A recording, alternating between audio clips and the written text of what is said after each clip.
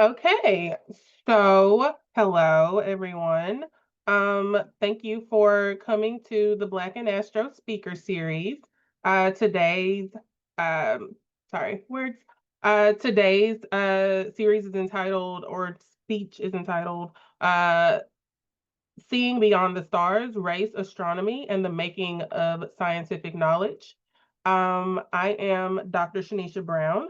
I am an assistant professor at SUNY Oswego, and I'll be your moderator today.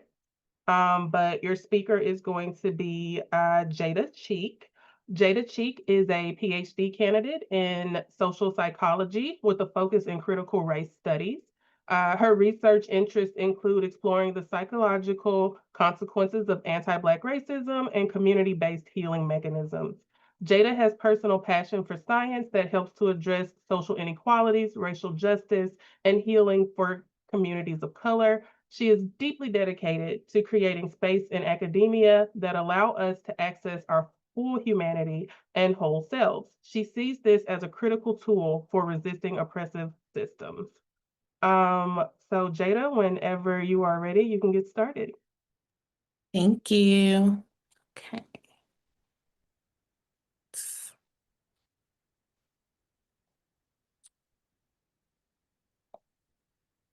All right. Hopefully you can all see my screen. Hi, everyone. So honored to be here today with you all. So again, the title of my talk is Seeing Beyond the Stars, Race, Astronomy, and the Making of Scientific Knowledge. So first, I just wanted to start out a little bit just telling you all a bit more about me. Again, I'm a social psychologist, which means I study how people's thoughts, feelings, and behaviors are impacted by other people, as well as how social systems influence our thoughts, feelings, and behaviors. So oftentimes I find myself getting inquiry from my work through just being in everyday life, which is sometimes fun and sometimes not. But I grew up in New York City, which is a super diverse, busy, loud city full of culture, art, amazing food. And I was raised here by my single mom, my dad, and a huge village of bold, beautiful Black women who taught me to never shrink myself for others, to be confident, and to always be myself without apology or hesitation. The work that I do, I really try to take a trauma-informed racial justice and healing approach and aim to kind of take these research theories that we learn and really be able to apply them in ways that can be used in a variety of different systems and contexts. So a little bit about how I got into my work and my research. So it really sparked for me the summer of 2014, which was right before I was headed off to undergrad. Um, it was July 17th, I remember 2 days before my 18th birthday.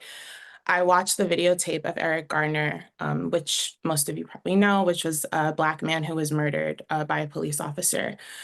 Now, before this, there had been many, unfortunately, many of these instances that had happened, but this one happened in Staten Island, New York, which was my hometown where I grew up. And so the very block where Eric Garner was killed, I walked on frequently with my friends, with family.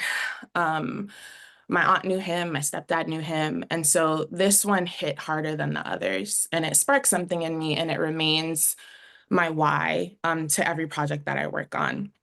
I needed something to be able to temper and explain the feelings of fear, hopelessness, sadness, and anger I felt that day and feel so often still. And so I channeled that into my research.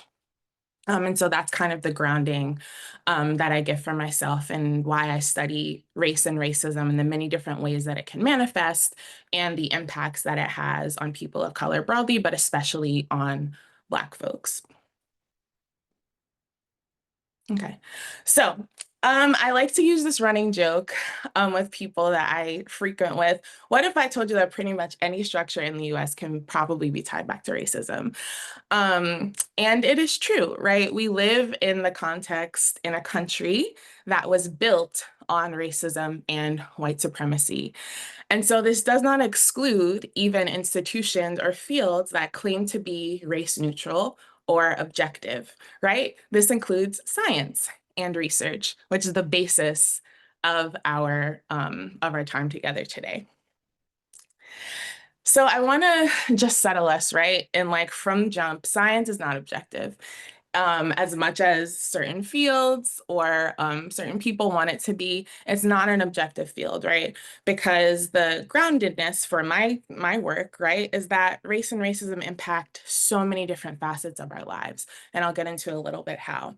Right. So the myth of science and research that it should be objective, it's not, because we have these things that impact our lives in very real and sometimes subtle ways that we might not be completely aware of at all times. So critical race theory can really help us understand why and how race and racism trickles even into seemingly generalizable or objective fields, right? And the many different facets of society, including the field of astronomy and astrophysics, which many of you are in.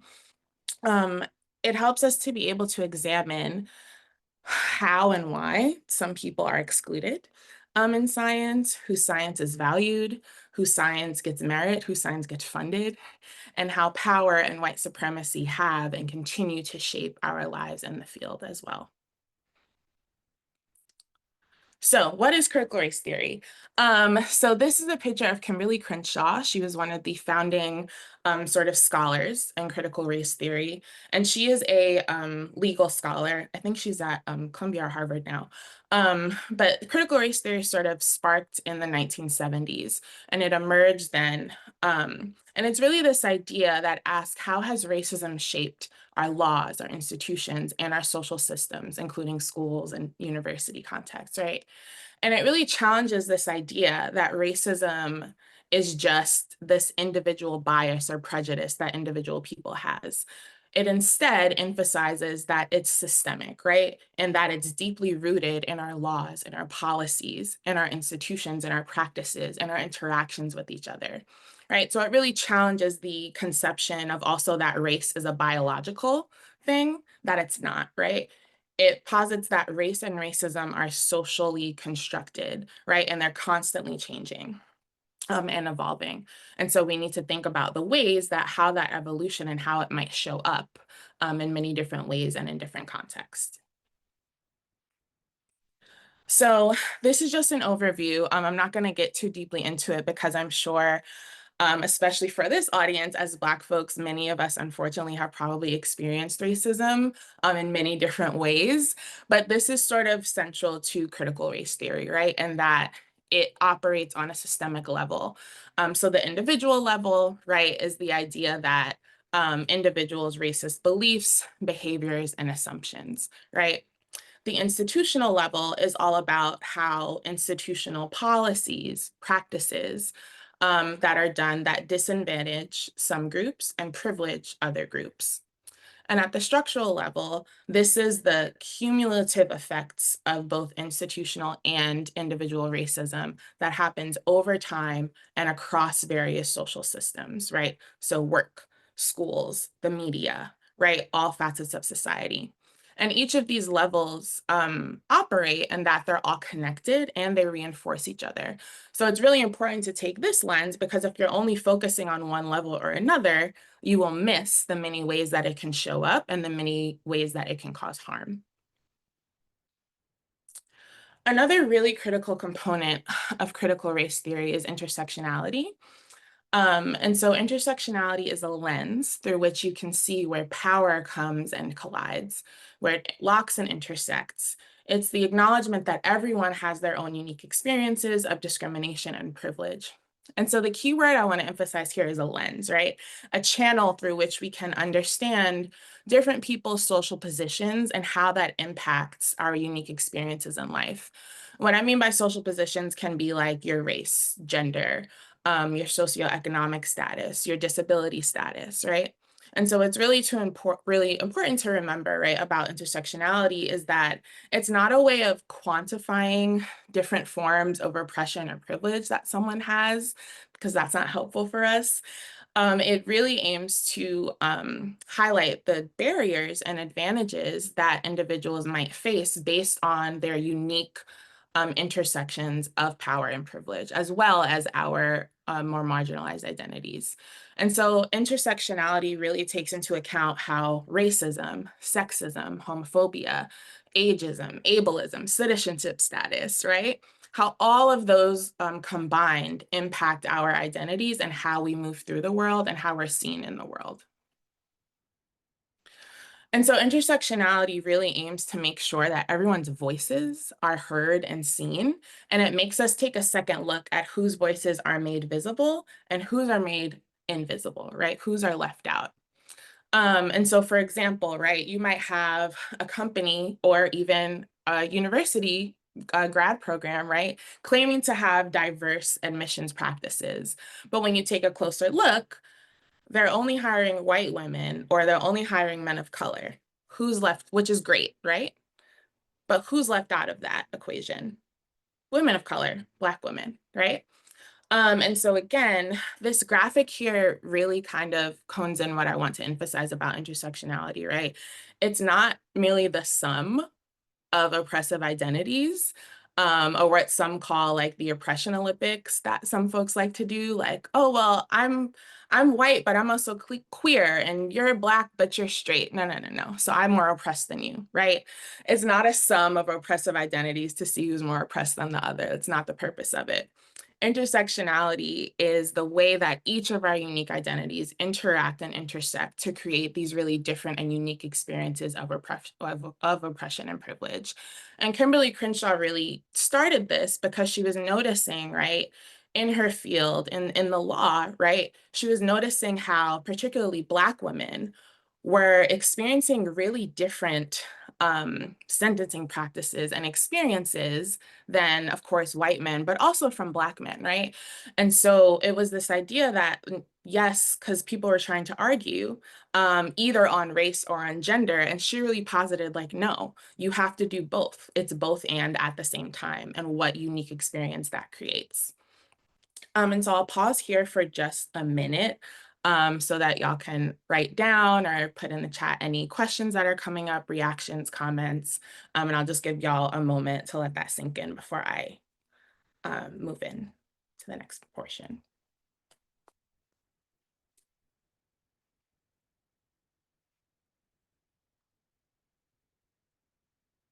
Okay. All right. So why does this matter in astronomy and astrophysics, right? So again, I think the points that I'm trying to hone in, right, is that it matters because it matters for mentoring, right? Who's being hired in departments? What do they look like, right? Who are they mentoring? It matters for funding. Who's getting invited to apply for grants? Who's winning those grants? Whose data is trusted? As research and scientists, right, we're being groomed to be experts in our field. But are they only trusting white folks' voices, right, over folks of color, right? Whose work is being valued? It posits the idea that, like, the dominant powers that be, whoever that is, interests are the only interests that matter. And again, this idea that just because a field might be in STEM, right, it doesn't mean that white supremacy and racism are not still operating in many different ways, right? It matters because race and can shape scientific knowledge, right? And who science has valued, who's being listened to. And also historically, right? In the field of astronomy, thinking about the erasure of Black and Indigenous ways of studying the sky and the universe, which I'll talk about on the next slide. So thinking about historically and how we got here, right? There has been a huge dismissing of African and Indigenous ways of studying the sky, right? That knowledge and those traditions that might be rooted in oral traditions, in community, in land-based work, right, are often dismissed and claimed as pseudoscience or myths, right? Not as important ways of studying. It can also treat culture as secondary, right? Culture operates through us. It impacts how we speak, right? Maybe the foods we like, how we work, how we learn, right? And so culture should not be taken as a secondary way of learning and studying and doing research in science, right? It is crucial and it is central, and it should be taken just as seriously as other forms of quote unquote traditional ways of doing science. And it matters, which I don't have to emphasize for this group, it matters due to the underrepresentation of Black astronomers and astrophysicists. I researched the most recent statistic, but I'm sure you all know it a little better than I do, that 1 or 2% of Black people hold degrees in astronomy and astrophysics, right? And so this underrepresentation, all of these things, right, can impact those of you who are in the field in many different ways. And so because I am a psychologist, we're going to talk about what that does, what all of these things do psychologically for one in this field, right? And how race and science are intertwined and they do impact your experiences in the field. And so how might this show up, right? Thinking about ways and experiences that maybe you all have had in different spaces, right? Thinking about how many times or spaces where you've had to code switch, right? Because you're the only one in the room, possibly, or one of few. Having your knowledge invalidated, right? And I know we've all heard this statement, working twice as hard to get half, right? Always striving to be excellent in order to be seen and taken seriously. Becoming the token. Oftentimes, if you're one of the only ones in the room, right, you're put up on this pedestal, which creates this dynamic of being both hyper visible and also invisible at the same time. An imposter phenomenon, which is this idea that you get quote unquote successful and you're constantly worried that people are going to find you out because you're not good enough and that you don't belong there. Right. And so these are just a few. And I want y'all to think about how many times you've either had to do one or maybe many of these things. And I'm going to show you the real severe psychological consequences that this can have and continues to have. And so a lot of my work is on racial trauma. And so this is basically the manifestation of trauma symptoms resulting directly from racist experiences or incidents and the psychological threat to one's racial identity and our cultural values. Now, it can manifest physically and psychologically, just as a soldier who's experiencing PTSD from war. It can result in that seriousness of trauma symptoms. And so researchers really emphasize that it should be treated just as seriously as trauma from other forms of physical violence. So when I entered my PhD program, I found myself really excited to do the work that I was doing. However, I was working with a white man at the time, and I was met with so many microaggressions. I was in a lab that felt so disconnected and cold. Um, and a really neglectful advisor who, of course, didn't only not share my cultural values, but also didn't acknowledge how my Blackness, how my experiences as a Black woman informed how I did my work, the work that I was interested in, and the knowledge that it helped me come into my work with, right? That was dismissed. I was code switching constantly. I could barely recognize who was speaking sometimes. I was anxious a lot. When being asked in grad seminars, asked how I was doing, I would have panic attacks because I didn't feel like I belonged there. I felt like I had no idea what I was doing, and I felt like my work was not valued, right? It had none. And so these thoughts came up of what the hell am I doing here, right? What's the point? And so when I finally did the scary thing and switched labs, I began doing research on racial trauma. And I realized that is exactly what was happening to me, right? I realized the anxiety that I was having, the panic attacks, believing that my work and my culture had no value. It wasn't only an attack on my mental and emotional health, but also my spirit, right? The essence of who I am. My spirit felt broken. And through this research helped me name these experiences and recognize that it was real. I wasn't making it up and I wasn't crazy. And so in thinking about racial trauma, there are a couple of ways that it can manifest, right? Just how racism can manifest in many different ways. And I want to go through these because I think it's really important to name all of the ways that it can show up so that we all have the language for it, right? And can know again and validate that it is real, that these experiences do matter. So first is direct trauma, right, which is pretty self-explanatory. This is trauma experienced directly by a Black person, right? So this can come in the form of discrimination, of microaggressions, right, of a negative interaction with a police officer potentially. Vicarious trauma can be observing racism towards another person, right? Knowing that you, your family, or even another member of your racial group could experience the same form of racism again. So this can include even having knowledge, right, of systemic racist violence, including police killings, including witnessing racism against another Black person, right? And also cumulative witnessing. If we think about, the Black Lives Matter movement and the unfortunate murders of Black lives, constantly watching that over and over again, of being aware, right, of those instances, especially because for Black folks, right, historically, we have these bonds, right? During slavery, we were often ripped apart from our own families. So we created families with each other, right? We created kinship bonds with other folks that were not necessarily our blood. And so now, right, when we see a Breonna Taylor, when we see a George Floyd, when we see an Eric Garner, when we see a Tamir Rice, they're not merely these strangers, right? Sometimes it's that we can imagine them being our aunties, our brothers, our cousins. And so that experience is deeply, deeply traumatic, right? It can be, especially with the unfortunate nature of them continuing to happen.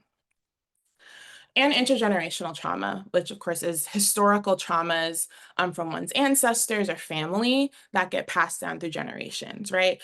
And this, of course, can stem from slavery, historical discrimination, or racist violence.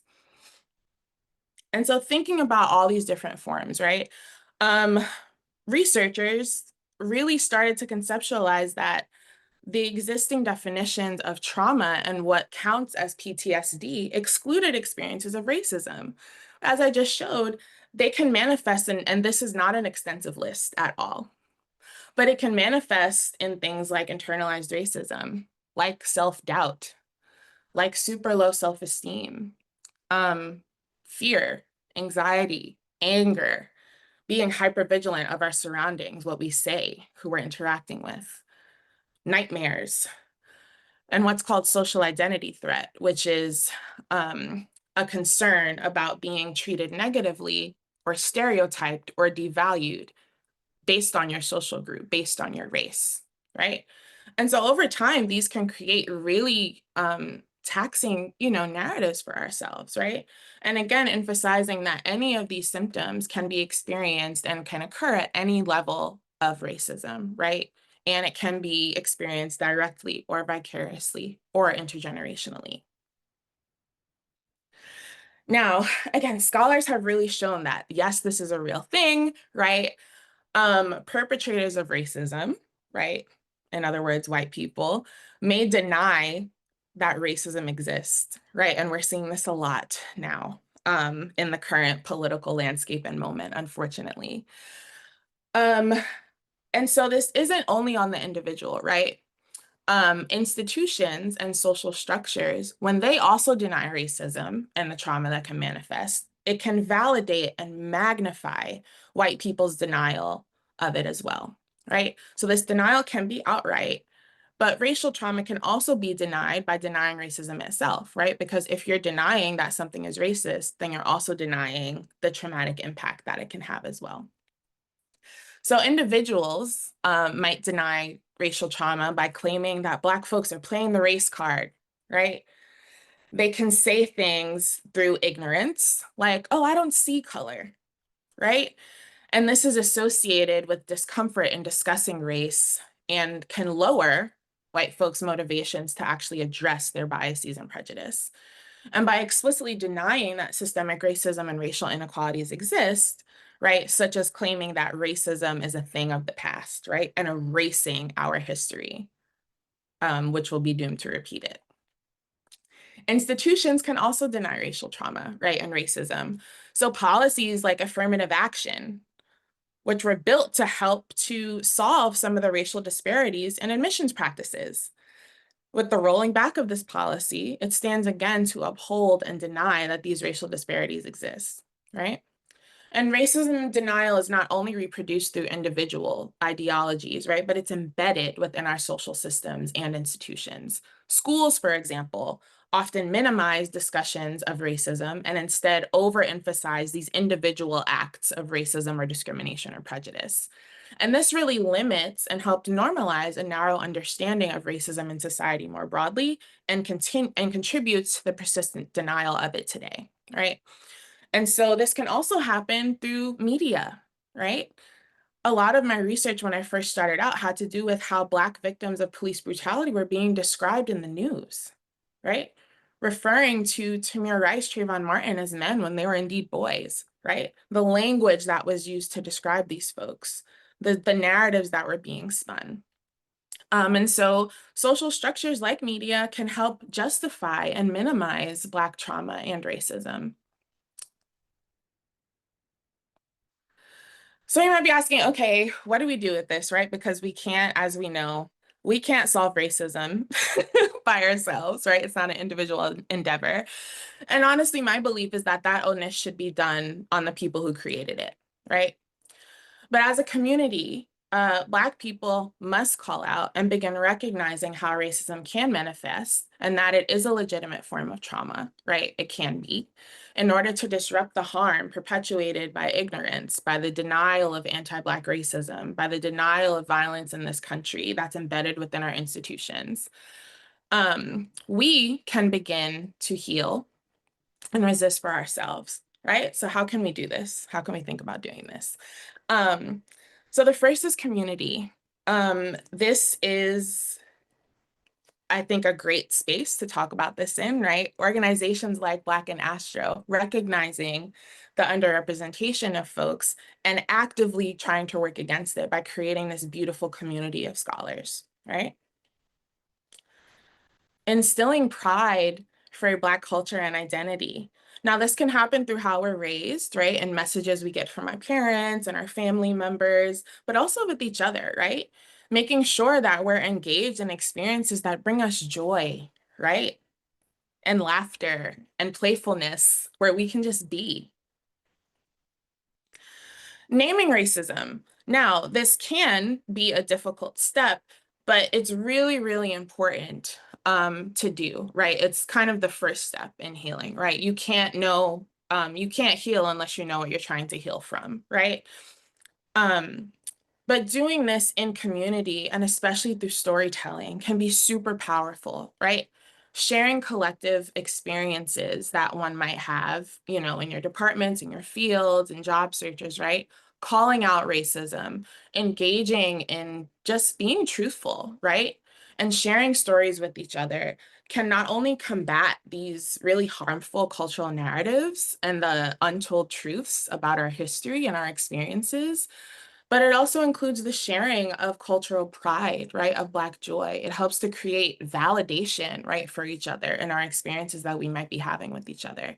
So these are just a few steps that we can do to begin to heal, right, and think about ways that we can kind of reshape and rethink and rename what's happening in our societies and in our interactions with other people in society.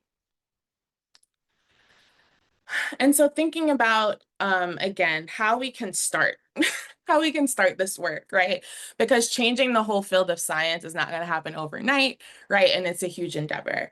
But we can think about ways that we can start doing some of these things a little bit more at the individual level too, and also with community, right? So thinking about how we might be able to redefine success for ourselves outside of these white cultural norms of what they deem as being successful, of what they deem as science, right? We can think about taking care of each other within our community, right? So that includes sharing of resources, right? Giving each other a support, emotional support, right? That folks might not be getting. Having writing groups, right? Accountability for each other's work. uplifting each other's work, right? And supporting each other that way. Um, and really emphasizing that our culture is not separate from our science, right? It informs how we move through the world and how we experience it as well. So really grounding your culture as a legitimate form of knowledge, because it is, right? Even if other folks don't think so, right? There are ways that we can think about how to embed it in our work, right? And we can think through that, and I can share some ideas in the Q&A if wanted. And so in a perfect world, right, if we could envision and reimagine what science is, right, it requires a deep, deep reflection of thinking about who is included, means really critically examining who's being left out, right? So it means looking at those stats of Black folks that hold degrees in astronomy and astrophysics and really reflecting on why that is, right? It requires a deep reflection of the powers that be to really take a lens of how white supremacy and racism is embedded in their admissions practices and how they interact with each other and the policies that they create within their department and who's getting funding and who's not, right?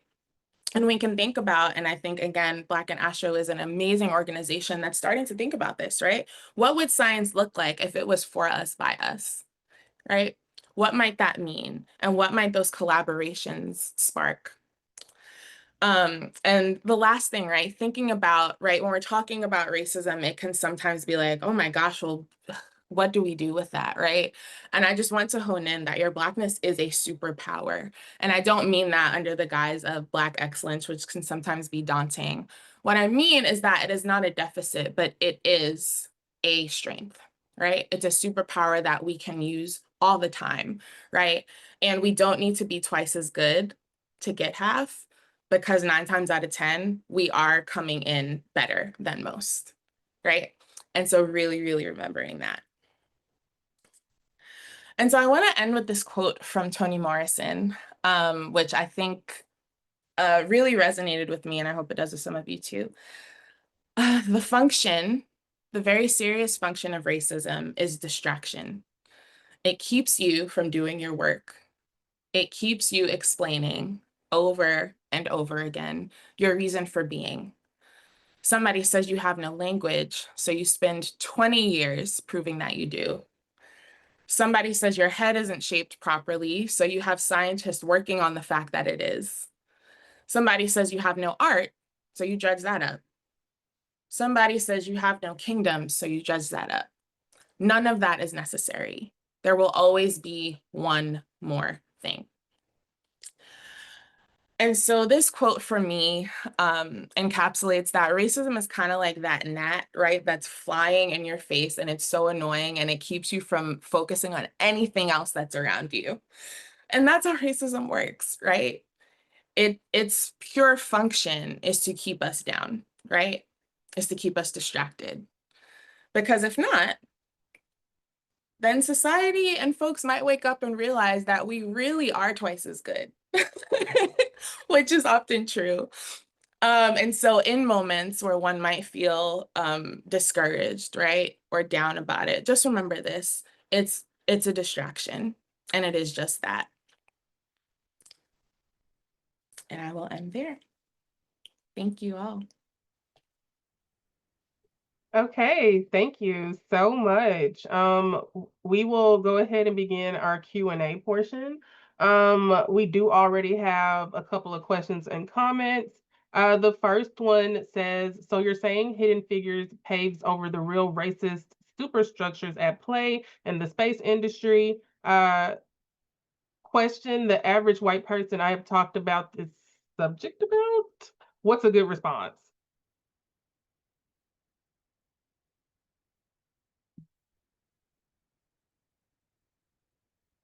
You're muted. Yes. Yeah, I think it does. In ways, Hidden Figures is a good example of how that racist history has been elevated, right? Because most folks, especially those who are not in the field, didn't know these women and the contributions that they had. And so the ways that it highlights that now is incredible. Um, and the second part of your question the average white person. I've talked about this subject about. Yeah, if you could share, I don't know if the chat is available, a little bit more about what you mean. Are you saying like the white folks that you've had conversations about kind of denying the racist structures that were at play? I just want to make sure I understand it correctly. Um, but yeah, I think it's a great example of how it can be highlighted, because for so long that history was erased, right? And I'm sure the white folks who were involved were taking most of the credit of who was able to make that happen. And so that is a way to start elevate and telling the truth, right, about our history in there.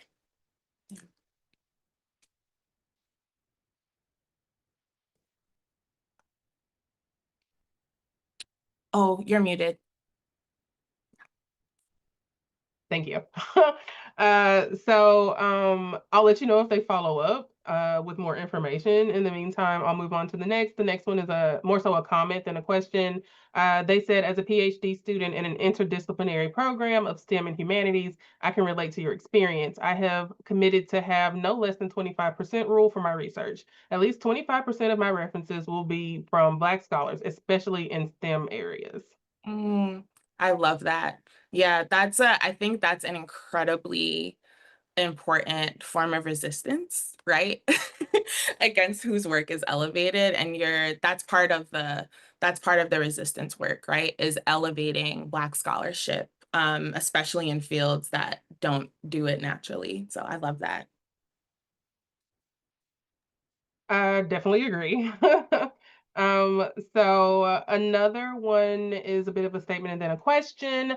They said, I have noticed that when looking for Black scientific scholarly work, their contributions seem overshadowed by the need to share the how I overcame story, and that becomes how the scientific community relates to them. I understand that it is important to share, but sometimes I feel that that overshadows their scholarly work. How do you feel the story and the scholarly work should be balanced? Mm, that's a great question. I think about this a lot too, especially when I was applying to grad programs and even undergrad, right? These diversity statements where you have to share some struggle that you've overcome in order to prove that you're worthy of it. Um, it can go two ways. I think the balance has to do with honestly what feels true for you, which might sound like difficult to do, but I think, right, if your story is an important part of how you got to where you are, then I say share it. I think there's a lot of power in it. But if you feel like it's going to be used in a way that is just highlighting sort of trauma and overshadowing the work, then you can pull back on it, right? I think if it feels performative, right? If it feels like you're pandering and tailoring to folks that don't really deserve to know it, then don't share it, right? And 9 times out of 10, your work will outshine kind of these stories of struggle and harm. And I think it's a really important thing to analyze and look at. So yeah, I would say just like intrinsically what feels true for you and what feels good for you to share based on who's going to be there, who's going to be in the room, and who you're sharing it with and who your work is for, right? What's the why behind your work? If that matches up with the story, then by all means tell it. But if your why does not have to do with that, then absolutely. Um, so that's kind of how I strike the balance. I hope that that was helpful. Yeah. Okay, we have a follow-up for the first question. They said my master's was about this. Whoa, hold on, they're coming in quickly. Sorry. My master's was about the space industry and its role in global racism with its historical denial of access to countries across the world and its roots in white supremacist theories concerning discovery doctrine and Nazi beliefs back in the day. People Mm. tend to zone out and just say, but hidden figures, as though that absolves the history and realities of power in the industry. Okay, yes, that makes sense. Yeah, I think I think the way you worded this answer is like a great way to like push back when people are like but hidden figures, right? Because that creates this tokenization, right? It's like when Obama got elected and people started, well, folk society, oh, racism is over, we have a Black president. No, baby, that's not how that works.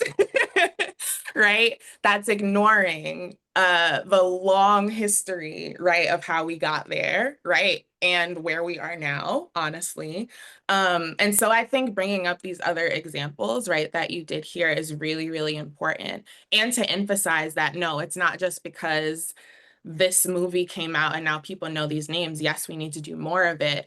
But let's look at the why, right? Why didn't we know who they were for so long? Why weren't their contributions acknowledged as much, right? So really taking it off of like this, again, this individual lens of like these small pockets of people and emphasizing that, no, this is like embedded in many different ways. And this is the why and how we got here, I think is a great way to kind of clap back and take it off of those tokenized examples, because that happens a lot and it dismisses, right, the many different ways that it has operated and how we got there. Definitely agreed. The next person said, thanks for your talk. Is your doctoral research specifically on astrophysics culture? No, it is not. Broadly, I work to kind of apply my work into different contexts and spaces, because I think, right, we're people working with people. So no matter what field or honestly occupation that you're in, you're going to be impacted in some way by your interactions with other people. And so I try my best to use kind of a social psychological lens and a critical race lens to kind of help folks in other fields examine within their own, right? So I am by no means an expert in astronomy or astrophysics culture, but I am, kind of an expert in critical race and how that embeds into many different cultures, right? And so I encourage you all, right? Some of what I said is general, but to think about the ways that it shows up in your department, in your field, in your science, and start to like think about those things in ways that maybe you have been, but didn't have a name for it, or that maybe folks are starting to do, so ways to apply it. Yeah. The next question is, well, so it says, hello, great talk. I was wondering how we can combat the use of diversity metrics to say problems in Astro are solved. They put that in air quotes. Like for example, if folks see mm, like at UCSC that there are a good amount of Black students in the department, but as a whole in the field, we have a long way to go. They might take UCSC as an example of substantial progress when we have a long way to go. Mm-hmm. Hi, Caprice. Yes, I think I would push to be like, yes, the Black students are here. What is their experience like? Um, Mm. how are they doing, right? Because, and where are they located? For example, my department is very diverse, but I'm still only one of 3 Black students. And all of those Black students were all in the same lab. So when you're looking at it, right, like that speaks something, right? And my experience was very different when I was not in that lab. I was a mess and would have dropped out, right? So I would push folks to think about how they're doing. And also like, okay, yes, we're doing great here in this silo, but what about outside of it, right? What about outside of it? Um, and so thinking about the broader patterns in the field as a whole, and not just focusing on these like little pockets of individual progress, because folks love to do that, right? And it takes the lens off of the bigger problem at hand. Yeah. Okay, cool. Our next attendee says, I'm a white woman postdoc who is mentoring younger students of color. Hold on. Who is mentoring younger students of color in astronomy. Do you have any advice for creating a space where mentees can be authentic, knowing that my whiteness might be a barrier to these students feeling comfortable enough to do so? Yeah, that's a great question. And thank you for attending today. Um, I think based on one, my research and also, my personal experience is just being truthful about it, right? Acknowledging it, calling out the elephant in the room, right? That you are a white woman who it sounds like I can assume is working towards, right, becoming more anti-racist, racial equity, and really wanting to make sure that you are mentoring your students in ways that will support and help them, right? And acknowledging that, you are a white person, right? And just laying that out, right? And being authentic and not and asking them what they need, right? I think that comes a long way, regardless of race and power, just meeting them where they're at, seeing your students, um, and trying to support them in ways that help them. I think a lot of times, where things can go wrong is like we make assumptions about students' needs, especially for students of color, right? Sometimes thinking that they need so much extra support, which is a lot of times not true, or sometimes they need very unique support, right? So just talking to them and asking, right? And being vulnerable enough to admit that you don't know everything, you're not always going to get everything right, but being available and open to hearing them and seeing them fully. Yeah. Um, the next one is a comment. As the first UCSC Astro PhD graduate, I got stories. I'm sure. Yeah, I have no doubt. The next one says, this is more of a comment as well, but before Katherine Johnson passed away, I got to meet her along with Dorothy Vaughn's daughters, but they had some of the same comments that you all bring up. I still remember I was in middle school talking to Anne Vaughn and how they tried their best to show her mother's impact, but saw so much inaccuracies. And they wish they would have done more research on it and actually asked their families to assist with the quote unquote cash grab movie. Mm, yeah. This, yeah, I'm not surprised that happened. Um, and I think part of the truth telling work is like you, right, who have met them and spoke to them, and maybe people that their daughters might not reach.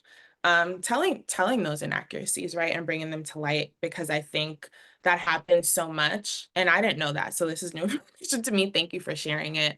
So I think like at the basis level, like sharing that information with other folks, and hopefully we can start to like doing more just equitable ways of telling the stories even, right? And that happen even with like some of the movies about slavery that come out, right? Like sometimes they are still inaccurate, right?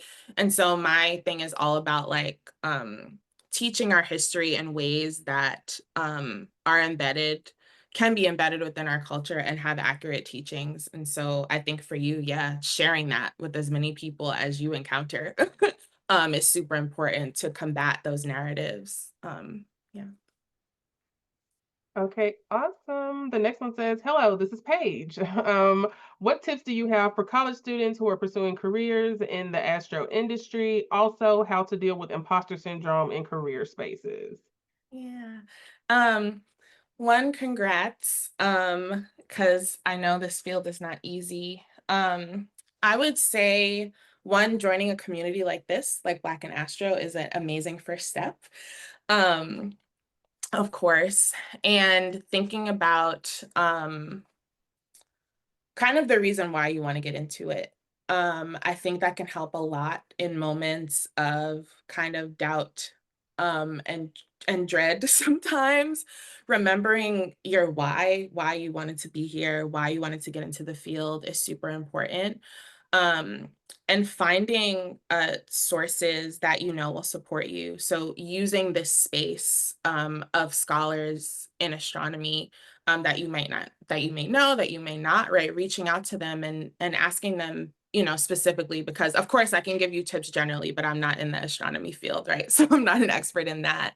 But reaching out to folks and asking them, sort of how they started their journey, how they survive and thrive in it, right?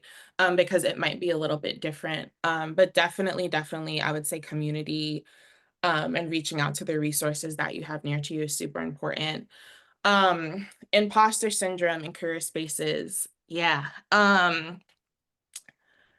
knowing that, and this is kind of a telling yourself it's a lot of like self-work. But knowing that you would not have gotten to where you are unless you were exceptionally qualified, right? You got the job, you got into the program, whatever it is, you got there for a reason, and remembering that. I like doing like an imposter syndrome wall. So at one time when I was like super down bad, I would print out emails and comments from professors, my grad school admissions letter, and I would literally just put them on my wall.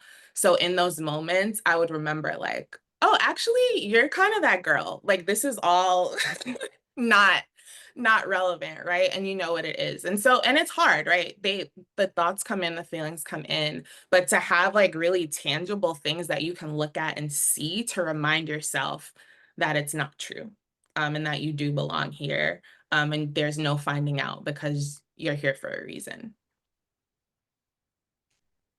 Okay, the next one is a comment and a question. So it says, when it comes to working in research work, inclusion of multiracial individuals sometimes being left out or excluded feels only normal when there are mixed cultures and racial groups within the same unit. The only issue I've seen is that race and culture doesn't matter as much as trend, especially with today's politics, which I don't mind. I just see there's more reasonable excuse to find a way to isolate or depart from one another outside of their visible differences. Just to summarize, what will be then after race and culture is no longer as valuable as social trends with irreverent importance over community building. Mm. Whew. Yeah, this is a big one. Yeah. Um, I think for this, um, dang, I'm gonna have to think about this a little bit more. Because you're right, there can be an excuse to with this like colorblind ideology, right? That we're all one people, right? We need to come together as a community. Yes, and we still have these unique experiences that impact us. And so I think my first blanket answer is like for you knowing better and not to fall into that trap. Um, and not saying that you need to change other people's ideals and behaviors and beliefs because that's not your job. But for you knowing better for yourself, and knowing that that is a myth, right? And also not engaging if you don't feel that it's being intentional and kind of glossing over, right? So just not participating in those things if it doesn't feel um like they're engaging in community in ways that are like actively working against all of these systems and thinking really critically about race and culture. I've done that a lot, and I've found my pockets of people who are really critical and intentional. And so a lot of times I don't go to my department stuff because they do a lot of talk, but they're not in it. So we have these like DEI events. I don't go to them because they just really fall short. So I tried to engage at first. I was on the committee and I was just like, oh, y'all are actually really not about this. So I'm gonna bounce.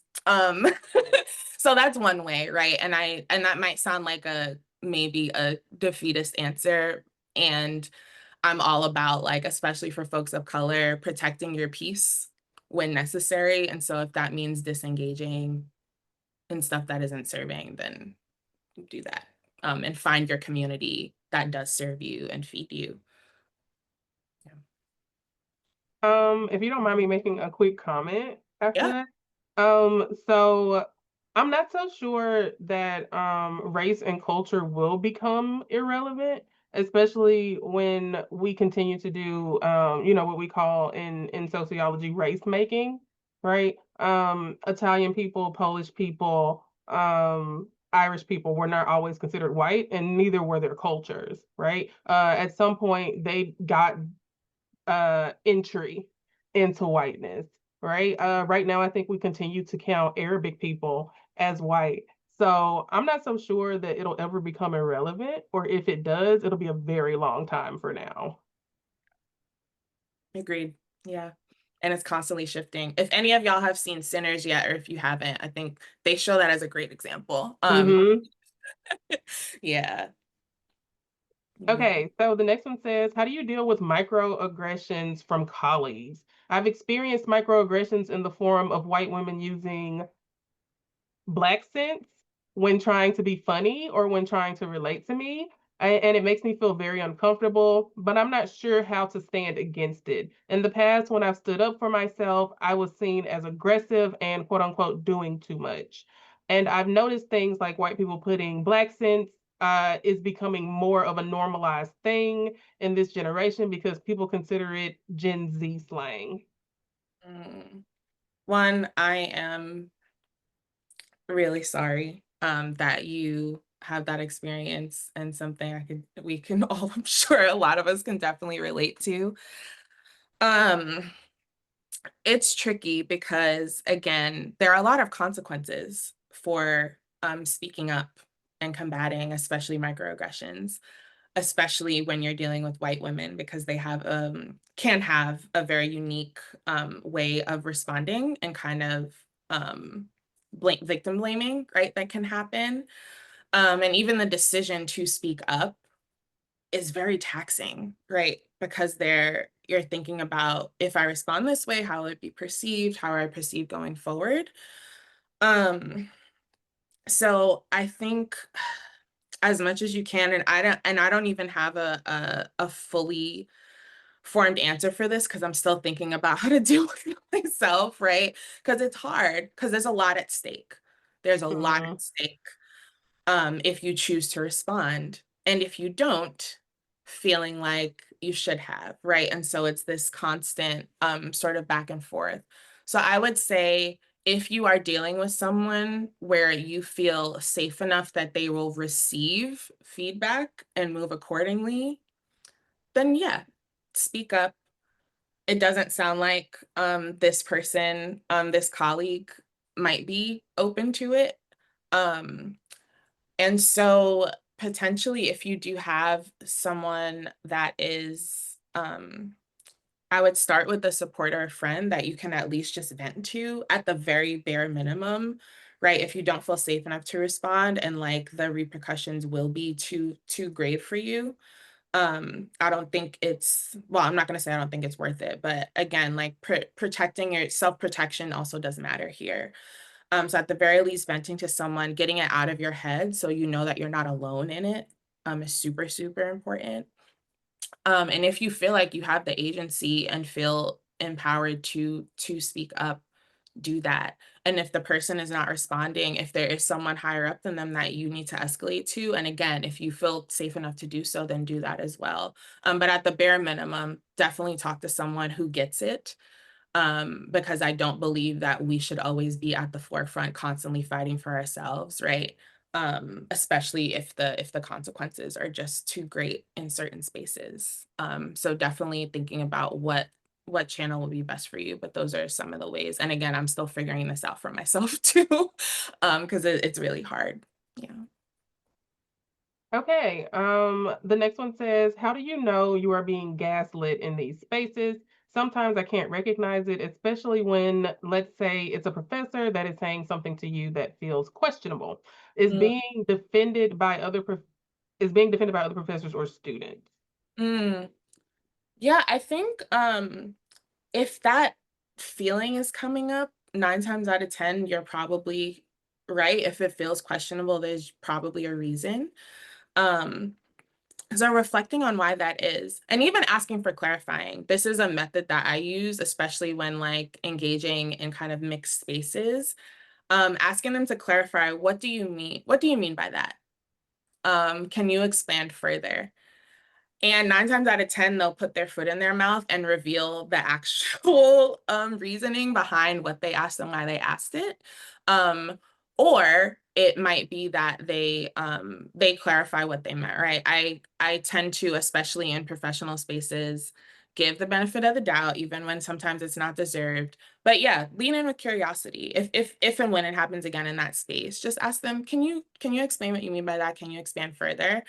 Um, because it might shed some light into the meaning behind it. And then depending on that answer, you can kind of either validate your reasons, right, behind why you thought it felt that type of way, um, or be able to have a further conversation about, what was asked and why it was asked of you, especially in those spaces, so that it doesn't feel so isolating and you're like putting the onus back on them.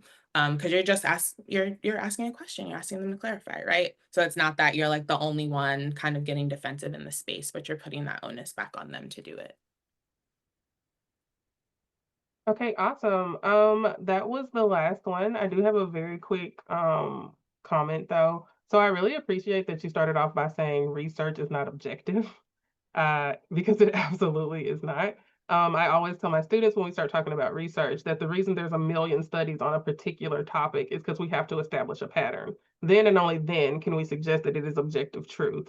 The same goes, however, like you said, for who gets funding, who determines what is considered data and what's important, right? There's a pattern there, a pattern that we generally don't study or talk about, but that pattern still exists, right? But yeah, I just appreciated that you Yeah. pointed that out. Yeah, thank you. Okay, that was the last of our questions, unless somebody has something else. Um, okay, yeah. Do you have any last remarks or closing statements? No, just thank you all for being here. I really appreciate it. And I just want to emphasize and like thank you again to Black and Astro for inviting me. This was so lovely. And y'all, I think my contact info is in the Zoom link if you want to talk more. And maybe talking about strategies because it's hard out here, especially now in these times. So like stay in community with each other. If you have, Black folks or folks of color near you, hold on to them tight and like rely on your community and just remember that you're not alone in this and your experiences are valid and important. And you don't have to experience them in isolation. Thank you. Great talk. Thank you.